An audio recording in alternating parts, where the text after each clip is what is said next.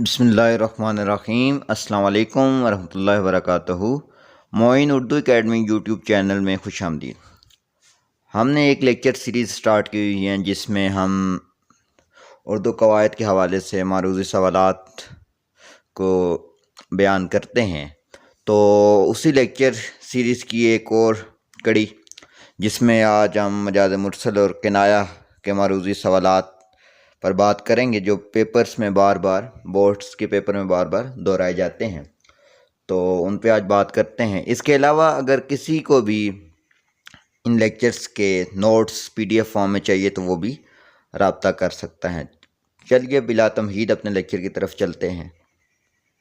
सबसे पहले हम मजाज मुरसल के मारूज़ी सवालात देखते हैं।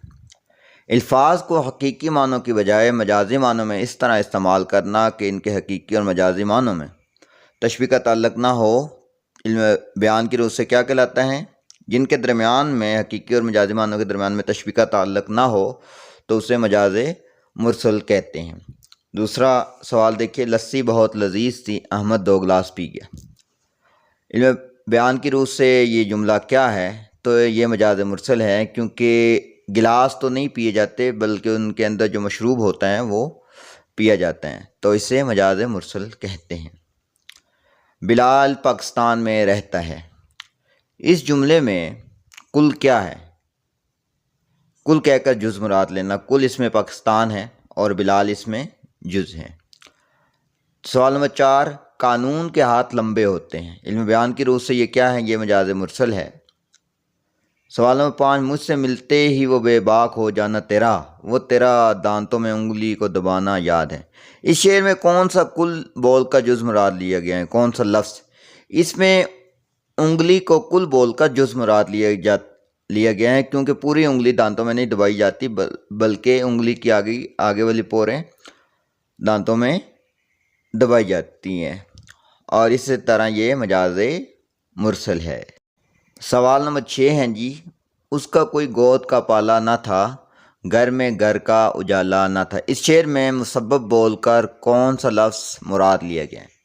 इस शेर में उजाला मुराद लिया गया है कि उसके घर में कोई औलाद ना थी। सवाल नंबर 7, मज़रूफ़ किसे कहते हैं? मज़रूफ़ कहते हैं बर्तन के अंदर की जगह, जो बर्तन के अंदर चीज़ मौजूद होती है उसे मज़रूफ़ कहते हैं। सवाल नंबर 8, ज़र्फ़ किसे कहते हैं? तो ज़र्फ़ कहते हैं बर्तन को।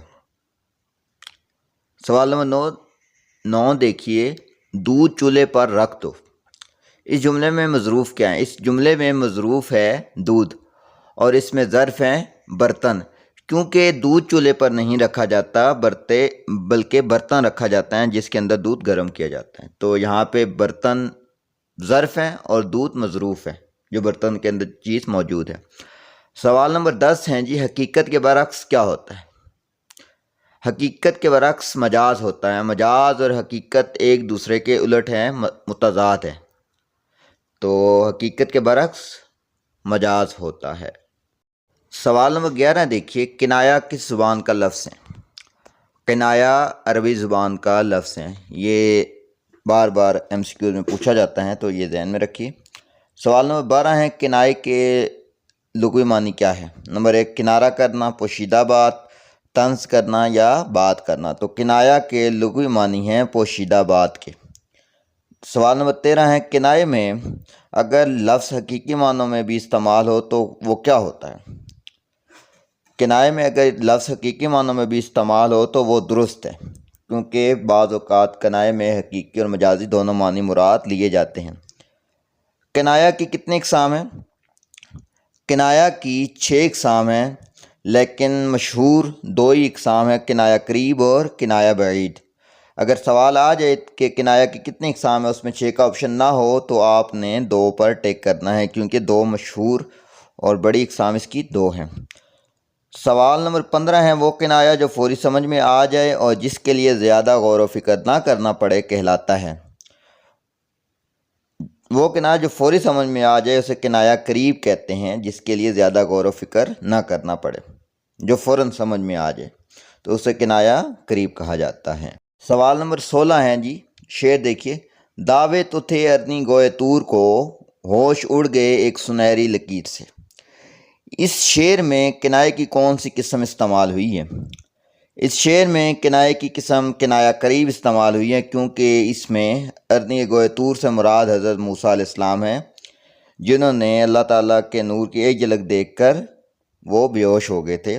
تو ارنی گوئے طور سے مراد حضرت موسیٰ علیہ السلام ہے، تو اس کے لیے ہمیں زیادہ غور و فکر نہیں کرنا پڑا اور یہ فوراً سمجھ میں آ گیا۔ سوال نمبر 17 ہے، وہ کنایہ جو فوری سمجھ میں نہیں آتا بلکہ اس کے لیے زیادہ غور و فکر کرنا پڑے اسے کہتے ہیں۔ جو کنایہ فوری سمجھ میں نہیں آتا اسے کنایہ بعید کہتے ہیں۔ سوال نمبر 18 ہے جی، کنایے میں اگر لفظ حقیقی معنوں میں بھی استعمال ہو تو وہ کیا ہوتا ہے؟ وہ درست ہے۔ کنایے کی 6 اقسام ہیں۔ وہ کنایہ جو فوری سمجھ میں آ جائے اسے کنایہ قریب کہتے ہیں۔ شعر دیکھیے، سوال نمبر 21، صبح آیا جانب مشرق نظر، ایک نگاہ آتشیں رخ سر کھلا۔ اس شعر میں کنایے کی کون سی قسم استعمال ہوئی ہے؟ تو اس شعر میں کنایے کی قسم کنایہ بعید استعمال ہوئی ہے، کیونکہ اس میں صبح سورج نکلتا ہے اور نگاہ آتشیں آگ رخ سر کھلا، مطلب کہ یہ سر گول ہوتا ہے اور صبح جیسے آگ ہوتی ہیں ویسے سورج ہوتا ہے، تو یہ تمام الفاظ استعمال کر کے سورج کی طرف اشارہ کیا گیا ہے، تو اسے کنایہ بعید کہتے ہیں۔ سوال نمبر 22 ہے، کنایے کی کون سی قسم طنز کے لیے استعمال ہوتی ہیں؟ کنایے کی قسم تعریض طنز کے لیے استعمال ہوتی ہیں۔ سوال نمبر 23 ہے، تلویح کے لفظی معنی کیا ہے؟ تلویح کے لفظی معنی ہیں دور سے اشارہ کرنا۔ سوال نمبر 24 ہے، رمز کے لغوی معنی کیا ہے؟ رمز بھی اشارے کو کہتے ہیں اور اس کا مطلب ہوتا ہے رموز و اوقاف۔ ایما کے لغوی معنی کیا ہے؟ ایما کے لفظی معنی بھی اشارہ کرنا کے ہے۔ سوال نمبر 26 ہے، بال سفید ہو گئے لیکن عادتیں نہ بدلی۔ یہ جملہ کس کی مثال ہے؟ یہ جملہ کنایے کی مثال ہے۔ ایک تو فطری عمل ہے کہ بال سفید ہونا، اور دوسرا ہے بڑھاپا، لیکن عادتیں تبدیل نہ ہوئیں، تو یہ کنایے کی قسم ہے۔ نمبر 27 ہے جی، زائد کو آپ نے سر پر چڑھا رکھا ہے۔ ایک تو سر ہوتا ہے، دوسرا ہوتا ہے اسے بہت زیادہ لاڈ پیار دینا، تو یہ بھی کنایے کی قسم ہے۔ سوال نمبر 28 ہے، علم بیان کی کس قسم میں سبب بول کر مسبب مراد لیا جاتا ہے؟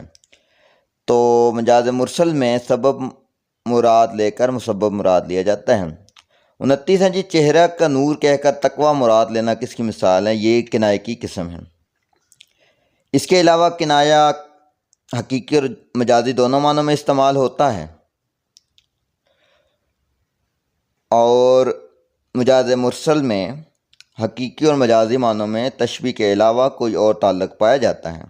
مجاز مرسل کی 24 اقسام ہیں ٹوٹل، اور جبکہ 9 سے لے کر 12 تک صرف 8 اقسام کے بارے میں گفتگو کی جاتی ہے۔ امید کرتا ہوں آپ کو کنایہ اور مجاز مرسل کے معروضی سوالات کی سمجھ آ گئی ہوگی۔ اگر اس حوالے سے کسی کا بھی کوئی کمنٹس ہو تو وہ کمنٹ سیکشن میں پوچھ سکتا ہے۔ اس کے ساتھ معین اردو لیکچر سیریز کے آج کے لیکچر کے ساتھ معین اردو اکیڈمی یوٹیوب چینل سے معین خان قریشی کو اجازت دیجیے۔ معین اردو اکیڈمی یوٹیوب چینل کو لائک کیجیے، شیئر اور سبسکرائب کرنا مت بھولیں۔ گھنٹی کے نشان کو بھی ضرور دبائیں تاکہ ہر نئے لیکچر سے آپ کو آگہی ملتی رہے۔ ان لیکچرز کے PDF بھی موجود ہیں، اگر کسی کو چاہیے تو وہ رابطہ کر سکتا ہے۔ سلائڈز کے نیچے نمبر مینشن ہے۔ تو اگلے لیکچر تک کے لیے خدا حافظ۔